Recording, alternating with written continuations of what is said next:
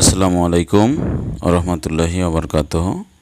প্রিয় শিক্ষার্থী ভাই বোনেরা, অ্যানাটমির সংজ্ঞা জানার পরেই আপনাদের যে টার্মিনোলজিটি জানতে হবে সেটা হচ্ছে anatomical position.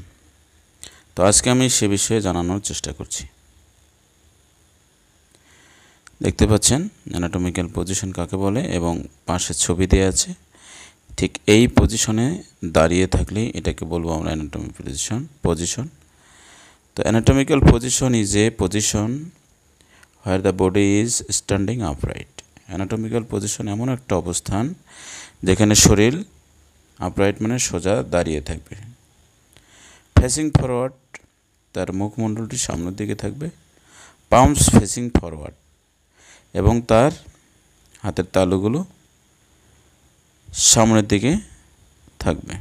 With arms by the side, এবং আর্ম বা বাহু দুই সাইডে থাকবে। And feet are place together, এবং পাগুলো পাশাপাশি অবস্থান করবে।